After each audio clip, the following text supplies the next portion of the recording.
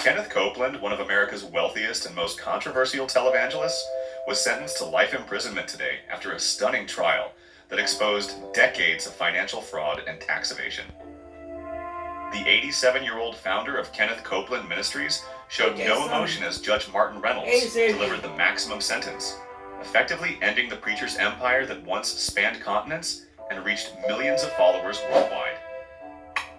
The case against Copeland began 3 years ago when a former financial officer at Kenneth Copeland Ministries turned whistleblower, providing federal investigators with thousands of documents detailing what prosecutors called the largest religious fraud scheme in American history. Michael Thornton, who had served as deputy financial controller for the ministry for 14 years, secretly copied financial records, offshore account details, and internal communications before leaving the organization in 2020. I couldn't be part of it anymore, Thornton testified during the trial. Watching people send their last dollars while Mr. Copeland used their sacrificial giving to buy yet another jet or property, it broke me. I knew God was calling me to expose the truth, no matter the cost. The subsequent investigation by the IRS, FBI, and Department of Justice uncovered evidence that Copeland had personally diverted over $150 million in church donations to fund his lavish lifestyle, including his fleet of private jets, multiple mansions, and luxury vehicles. Bank records revealed that Copeland had spent $17.5 million on private aircraft in a single year, while claiming to donors that their funds were supporting missionary work and humanitarian efforts. Prosecutors demonstrated that Copeland had created an elaborate network of shell companies and offshore accounts to hide assets from the IRS. The ministry had established more than 30 separate entities across the Cayman Islands, Panama, and Liechtenstein that served no legitimate religious purpose but functioned to obscure the flow of funds. Most damaging was evidence that he had instructed staff to falsify donation records and ministry expenses to maintain the organization's tax-exempt status, while using the ministry as his personal bank account. The defendant didn't just blur the line between ministry funds and personal use. He erased it entirely. Assistant U.S. Attorney James Wilson told the jury. For Mr. Copeland, the ministry's bank accounts were his bank accounts.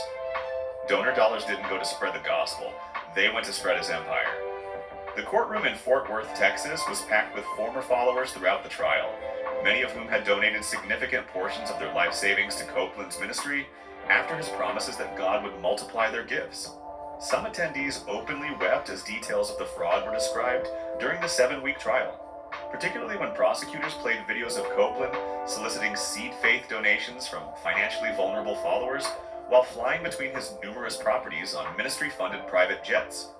One video from 2018 showed Copeland telling viewers, "The Lord said to me, tell my people to give their best offering ever, and I will cancel their debts."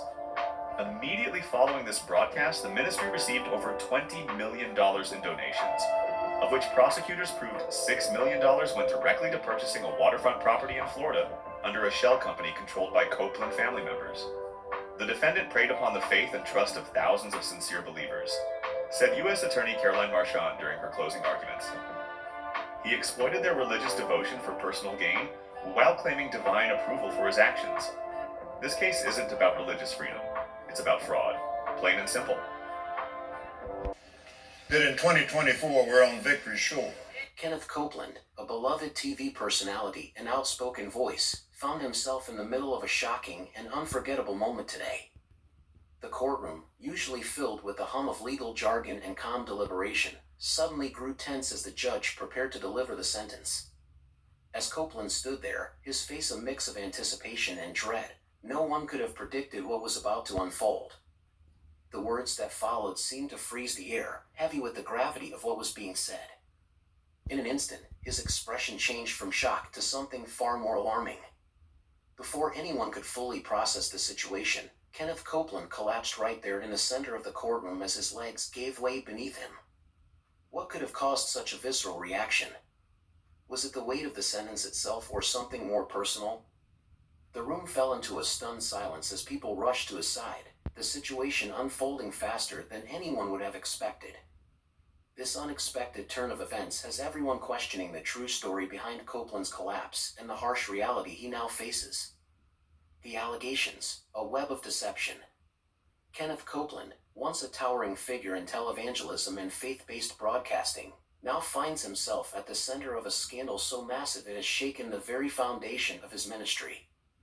For years, his fiery sermons, prosperity gospel teachings, and luxurious lifestyle have been scrutinized, but nothing could have prepared his followers for what was about to unfold.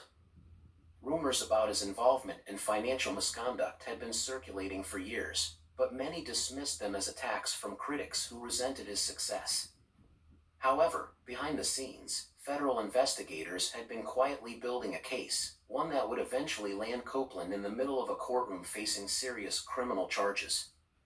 The prosecution painted a devastating picture, accusing Copeland of orchestrating one of the most elaborate financial schemes ever seen in religious broadcasting. According to federal prosecutors, Copeland's vast empire, built on millions of dollars in donations from devoted followers, was not just used for spreading the word of God.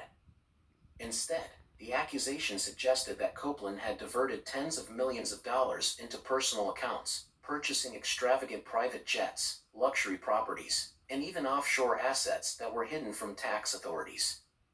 One of the most damning pieces of evidence was a leaked internal document from within Copeland Ministries that allegedly outlined a plan to reclassify personal expenses as ministry costs to avoid scrutiny. This document, along with testimonies from former employees, became a central focus in the case against him. As the trial progressed, former associates, financial officers, and even longtime ministry members took the stand, revealing shocking details about the inner workings of Copeland's empire. Some claimed that Copeland had personally ordered financial records to be altered, while others spoke of threats and intimidation tactics used to silence employees who questioned where the money was going.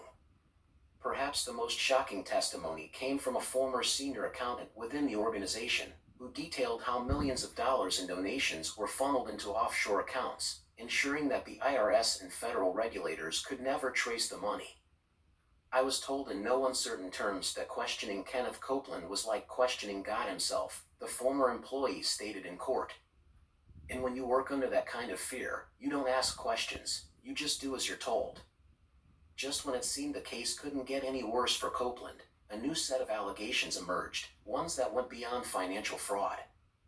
Investigators uncovered evidence suggesting that members of Copeland's inner circle had engaged in coercion and exploitation, manipulating followers into special financial commitments under the guise of divine instruction.